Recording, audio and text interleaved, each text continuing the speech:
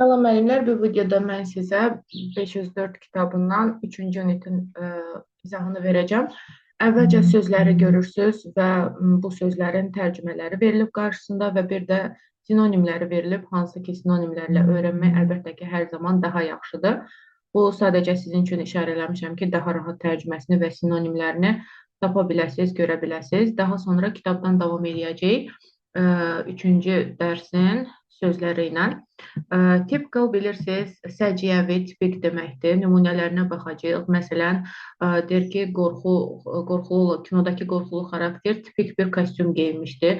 Yəni ənənəvi, yəni qorxu kinolarındakı ürküdücü xarakterlər necə kostyum giyinirsə, onlar kimi.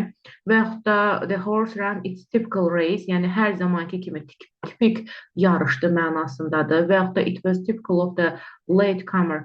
Deməli, hər zaman gecikən adamın tipik səciyyəvi yəni xarakteri olaraq öz gecikməsinin arxasındakı həqiqi səbəbi gizlətmək üçün, yəni tipik, amma hər zaman gec qalan biri idi, gecikən biri idi.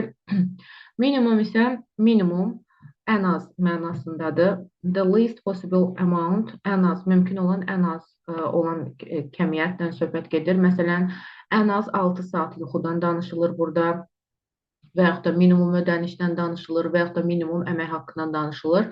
Scarce isə nadir, az rast gəlinən, tapılmayan kimi tərcümə eləyə bilərik. Məsələn, chairs that are older than 100-dən çox yaşı olan stolları yəni çox nadir olur, onlar tapmaq mümkün olmur bu mənada. Və yaxud da house girls are good cooks, yaxşı aşpazlar necə də yəni nadirdir, azdır mənasında. Annual illik deməkdir, once a year, ildə bir dəfə olan.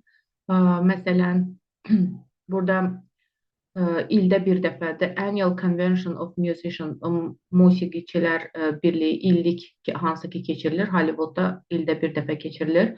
Və yaxud da plants that live only 1 year, yalnız bir il ömrü olan bitkilər illik adlanır, illik bitkilər adlanır. Persuade isə kimisə də inandırmaq, ikna etmək mənasındadır. Məsələn, sən onu ikna edə bildinmi, inandıra bildinmi ki, evlənsin, yəni bu bachelor days, subaylıq günlərindən əl çəksin. Və yaxud da heç kim kapitanı batan gəmini tərk etməyə ikna edə bilmədi, inandıra bilmədi. Və yaxud da Betin qışqırtısı, çığırığı deyə də buna qışqırtısı Jesse inandırdı ki, o həqiqətən də təhlükədədir. Essential isə necessary, very important, çox vacib deməkdir. Vacib əşyalardan söhbət gedir və yaxud da road map'ə diqqət eləməyimiz vacibdir deyir. Və yaxud da frigid climates, yəni çox dondurucu, çox soyuq olan iqlimlərdə bir çox qatlı qalın paltar geymək vacibdir. Blend isə qarışdırmaq deməkdir və yaxud da qarışım deməkdir. Məsələn, göy qurşağının rəngləri blend into one another, bir-birinə qarışmışdır. A careful blend of fine products, yaxşı məhsulların qarışımı, yəni dadlı yeməklə nəticələnir. Və yaxud da burada deyir ki, potatoesları bir-birinə qarışdırdı və s. Visible isə able to be seen, görünə bilən deməkdir, gözlə görünə bilən. Yəni o qatı dumandan çox çətinliklə görünürdü gəmi və yaxud da ulduzlar görünməmişdən öncə və yaxud da güclü bir lensə ehtiyac var ki, o germs, mikroblar deməkdir, səhv eləmirəmsə, onları görmək üçün yaxşı bir lensə ehtiyac var. Sonra expensive, baha mənasındadır. Məlum məsələdir, diamonds çox nadirdir, çünki çox bahalıdırlar və yaxud da margarin yağdan daha az bahalıdır. Bahalı paltarından söhbət gedir. Talent isə talant deməkdir, qabiliyyət deməkdir, təbii bacarıq deməkdir. Məsələn, Mather'ın talantı və yaxud da feeling that he had the essential talent, başa düşəndə ki, onun vacib bir talantı var.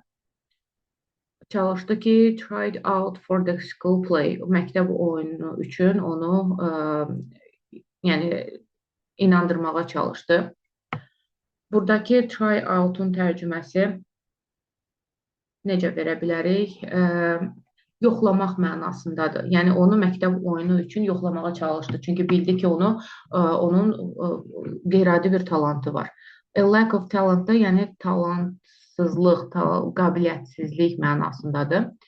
Device burada S olan nəsə bir şey kəşf eləmək, tapmaq, ortaya çıxarmaq, yaratmaqdır. Burada əgər belə C hərfi ilə yazılsaydı, o zaman cihaz mənasında istifadə olunacaqdı. Bunları bir-biri ilə qarışdırmırsınız. Deməli, device dedik ki, məsələn, oğrular bir plan qurdular, plan yaratdılar. Və yaxud da I would like to devise a method, yeni metod yaratmaqdan söhbət gedir və s. Wholesale isə topdan satış deməkdir. Yəni, topdan olan nəsə. Məsələn, wholesale price, topdan qiymətlər və yaxud da mən yumurtaları topdan alaraq bu mənada istifadə olunur. An unusual strike, qeyri-adi tətil. İşçilərin tətilindən, daha doğrusu basketbol oyuncularının tətilindən söhbət gedir. 94-95-ci illərdə olan beyzbol, daha doğrusu basketbol deyirəm, beyzbol tətilindən söhbət gedir. Hansı ki, ildə bir dəfə dünya serisi keçirilir və artıq beyzbolçular tətil etdiyinə görə bütün ictimaiyyət də onu görməkdən, yəni izləyə bilmədilər. Was not a typical labor dispute. Bu yalnız aşağı gəliri olan işçilərin, yəni tipik bir işçi tətili deyildi. Hansı ki, onlar işə götürənləri inandırmaq istəyirlər ki, onlara heç olmasa minimum əmək haqqına biraz artım eləsinlər. Yəni, bu elə bir şey deyildi. Bunun tam tərsinə oyuncular hər il milyonlarla dollarlar qazanırlar və yaxud da televiziyanın üzüdürlər, yəni televiziyada görünəndirlər və yaxud da bahalı maşınlar sürürlər və prezidentlərlə nahar edirlər.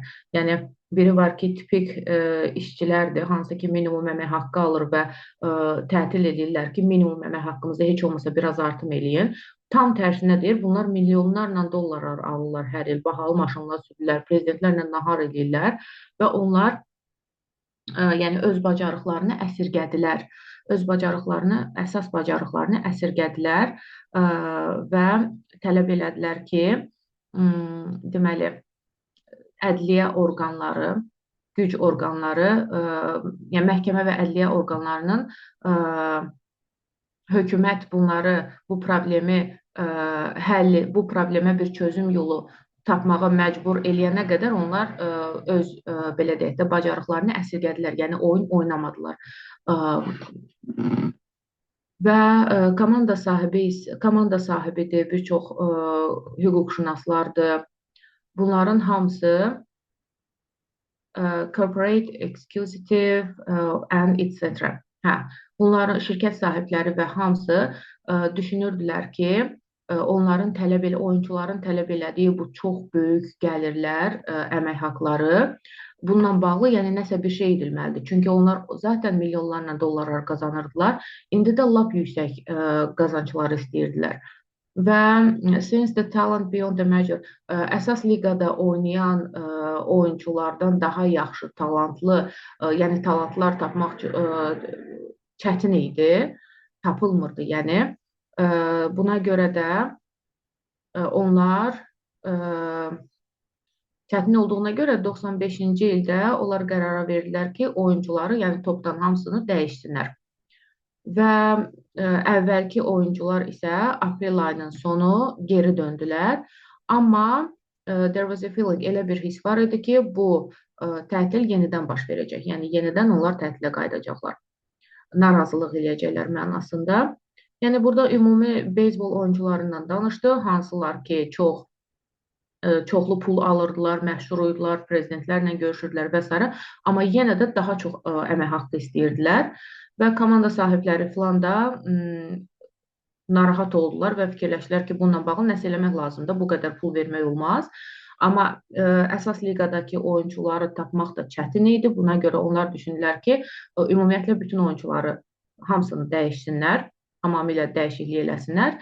Amma əvvəlki oyuncular da nə etdilər? Axırda gördülər ki, komandada oyuncuların hamısı dəyişməlidir. Yəni bunlara maaşı artırılmayacaq, geri qayıtdılar. Burada çalışmaları görürsünüz. Kitabın sonunda isə həmin tapşırıqların cavablarını görəcəksiniz, oradan yoxlaya bilərsiniz.